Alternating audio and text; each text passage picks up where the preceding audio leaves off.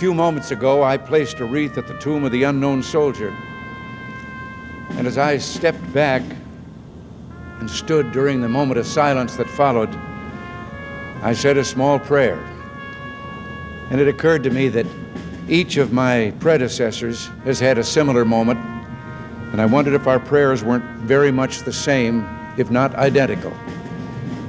We celebrate Veterans Day on the anniversary of the armistice that ended World War I, the armistice that began on the 11th hour of the 11th day of the 11th month. And I wonder, in fact, if all Americans' prayers aren't the same as those I mentioned a moment ago. The timing of this holiday is quite deliberate in terms of historical fact, but somehow it always seems quite fitting to me that this day comes deep in autumn, when the colors are muted and the days seem to invite contemplation. We're gathered at the National Cemetery, which provides a final resting place for the heroes who have defended our country since the Civil War. This amphitheater, this place for speeches, is more central to the cemetery than at first might seem apparent. For all we can ever do for our heroes is remember them and remember what they did, and memories are transmitted through words. Some time back, I received, in the name of our country, the bodies of 4 Marines who had died while on active duty. I said then that there is a special sadness that accompanies the death of a serviceman, for we're never quite good enough to them. Not really, we can't be, because what they gave us is beyond our powers to repay. And so when a serviceman dies, it's a tear in the fabric, a break in the whole, and all we can do is remember. It is, in a way, an odd thing to honor those who died in defense of our country, in defense of us, in wars far away. The imagination plays a trick. We see these soldiers in our mind as old and wise. We see them as something like the founding fathers, grave and gray-haired. But most of them were boys when they died, and they gave up 2 lives, the one they were living and the one they would have lived. Americans like these did not fight for glory, but to fulfill a duty. They did not yearn to be heroes. They yearned to see mom and dad again, and to hold their sweethearts, and to watch their sons and daughters grow. They wanted the daily miracle of freedom in America, yet they gave all that up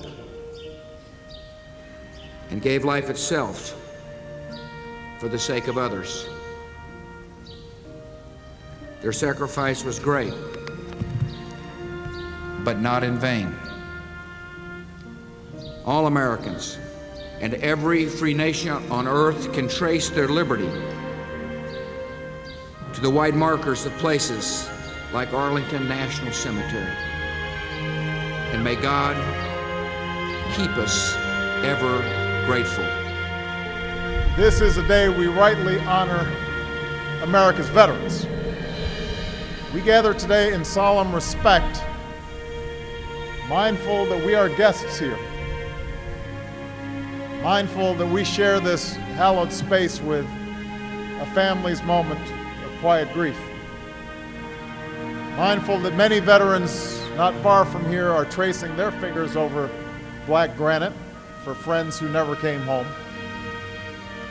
and expect us to do all we can to bring every missing American service member home to their families.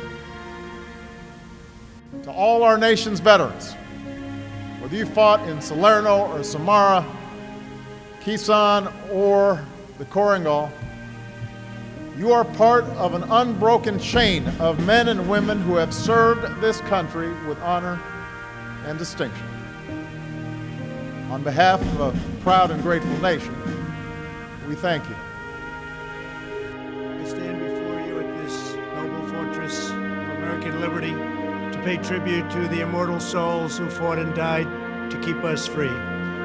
Earlier today, the First Lady and I laid a wreath in their sacred honor at Arlington National Cemetery. Now we come together to salute the flag they gave their lives to so boldly and brilliantly defend. And we pledge in their cherished memories that this majestic flag will proudly fly forever. The dignity, daring, and devotion of the American military is unrivaled anywhere in history and any place in the world. In recent months, our nation and the world have been engaged in a new form of battle against an invisible enemy. Once more, the men and women of the United States military have answered the call to duty and raced into danger.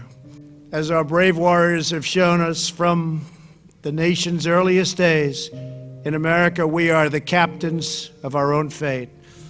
No obstacle, no challenge, and no threat is a match for the sheer determination of the American people. This towering spirit permeates every inch of the hallowed soil beneath our feet. Come together today to once again honor the generations of Americans who stood on the front lines of freedom. To once again bear witness to the great deeds of a noble few who risked everything to give us a better future. Those who have always kept the light of liberty shining bright across the world. Our veterans, that's not hyperbole, our veterans. Every year, on the 11th hour of the 11th day of the 11th month, we gather in this sanctuary of sacrifice to pause, to pay tribute to these patriots, the greatest fighting force in the history of the world. As Commander-in-Chief, I have no higher honor. As a father of a son who served, I have no greater privilege. Like it's for so many of you, Veterans Day is personal to Jill and me. We're the only nation in the world that's built on an idea. Every other nation is based on things like geography, ethnicity, religion. But we're the only nation built on the idea that we're all created equal, endowed by our Creator with certain inalienable rights. We haven't always lived up to it, but because of our veterans, because of you, we've never walked away from it. For throughout the annals of history, whenever and wherever the force of darkness has sought to extinguish the light of liberty, American veterans have been holding the lantern as high as they can for all of us. God bless you all. God bless our veterans. And may God protect our troops today and always. Thank you, and thank you for your service.